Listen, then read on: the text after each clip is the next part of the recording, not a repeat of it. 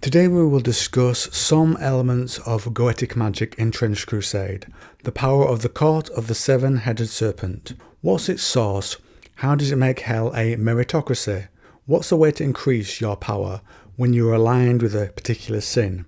And what real-world law ties it deeply into the Trench Crusade mythos overall? Welcome back to the trenches, and let's begin. At its most simple, Goetic magic is powers and spells which use the suffering of mortals as spiritual energy to unleash the reality-bending power of the demons. As God's plan for the universe is disrupted and perverted, the infernal sorcerers and other demonic creatures can use the released primordial energy of creation to alter reality. Demons have to be quick, however. God's omnipotence will soon reassert itself, and the opportunity for demons to disturb the world is lost. What they can do with this, well, that depends on what sin they are aligned with. As an example, a sloth spell is Morphian Mind. The mind of this demonic creature warps the flow of time, so it can take as long as it wishes to decide on its actions. And for gluttony, the spell The Belly of the Beast, this creature is known to feast on vast mounds of flesh before it leaves hell. If it is cut in battle, its opponents suffer agonizing burns as the acidic contents of their gut rushes all over them. As the source of power within hell is based on how much magic you can generate, the current top of the leaderboard we have Mammon and Beelzebub. Now if you look at the released map, you can see how much power they have in terms of territory, and think of how many humans will be suffering in those places and how that would empower them. And at the other end you have beings like a wretched, a captured human who can volunteer to fight within Hell's legions or suffer a worse fate. Now one thing they can do is earn their freedom. This is defined by the law of hell. Those who rebel against God can gain their freedom if they are deemed to have performed sufficiently great deeds. I assume in the eyes of the Court of the Seven-Headed Serpent, this will be causing suffering, and I wonder if someone from that point, with enough success, could elevate themselves to a high position within the court. I'm telling you all this to make the point that the court is a meritocracy. Your place within its societal system is ability and talent. That's the usual definition of merit, except within hell, the amount of suffering you can cause is the currency of your place, the measure of your merit. So what increases the power outside of just the suffering aligned with a particular sin? For the answer to this, we'll draw on the law from the Great Hunger, a new subfaction of the Black Grail. The hunger itself is described as not a tool for conquering. It's more subtle, it's said, to take hold at the ruined remains of abandoned towns, charnel grounds and forgotten battlefields. It waits up to years to unleash itself, and when it does, people are struck with one single compulsion, the need to feed.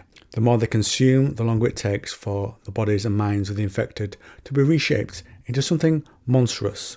Unlike the warbands of the Black Grail, these creatures are not soldiers, they are carrion predators, and the darkest of them, and the darkest of perhaps all the lore I've read within Trench Crusade, is the Matagot Hag. Beelzebub's obscene devotion to pregnant women is more abhorrent still, as Beelzebub has a special contempt for the process of creation. The trauma should end the fragile life within their wombs, but the hunger knows no natural law. The unborn endure, twisted yet alive. When the child is born, it does not wail with the innocence of new life. These children, small, pallid and malformed, open their blood-slick maws and beg their mothers to devour them whole. The mothers, long past sanity and writhing under the weight of their hunger, oblige. With terrible joy, this unholy act marks the beginning of something far worse. After consuming their own newborn, the mother enters a grotesque metamorphosis.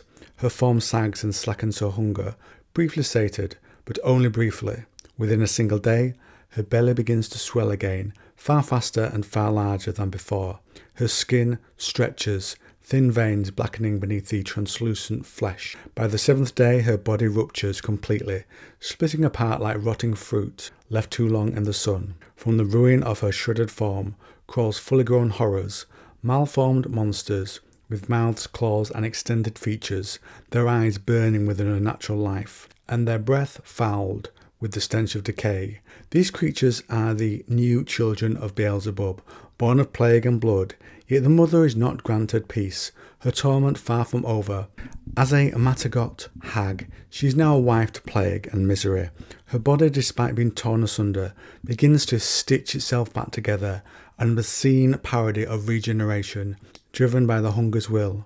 And within a day, her stomach swells once more, as something monstrous rides within her rotting womb.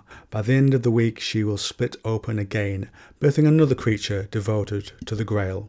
This horrific cycle will repeat endlessly, each birth tearing away what little remains of her sanity, until she becomes nothing more than a living cradle of horrors. These creatures carry her about over their heads, protecting her at all costs. These newborn to the Grail do not stumble about, they rise with intent, their malformed frames whispering praises to the Lord of the Flies. They are no longer children in any human sense.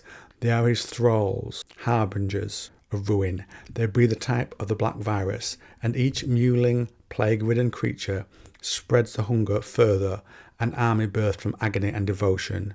With Beelzebub scheming at hand, the streets of civilization no longer echo with the cries of the living. They pulse with the fevered chanting of the damned. The hunger has found its profits, and beneath its insatiable appetite, the world begins its slow descent into oblivion. So you can see how making someone into that particular form and forcing them to suffer over and over again is using the magic to propagate itself. It's self-fulfilling, but also heightens the suffering to Beelzebub to make it a sweet balm to him. In real-world lore, the name Goetic magic is from the Greek word for sorcery or charm. This type of magic is believed to be able to summon and bind spirits using a grimoire, one example of which should be familiar to Trench Crusade fans. It's the Lesser Key of Solomon. The rituals therein cover interacting with demons, 72 in total. Many of the demons named in Trench Crusade are also named in the book, and the magic of Solomon is a key ingredient of how the Iron Sultanate creates its war beasts and does other things, via the knowledge of Jabarian alchemists. I did try to read it, but struggled to find a way to use it as a deeper insight into the lore, so I gave up. But I will go back to it at some point to try again. So let me know what you think to this analysis of Trench Crusade in terms of the Goetic magic. What are your thoughts and opinions on it? And if you like this video on the Trench Crusade, then why not try this one? And if you want a swarm of Trench Crusade lore, then why not try the playlist on the channel? I also cover 40k. This long established universe has a lot of DNA with Trench Crusade in terms of real world inspiration. So you might like that too. It has two playlists. One has everything, the other focuses on a favourite subject of mine, the Dark Age of Technology. So check that out if you're interested.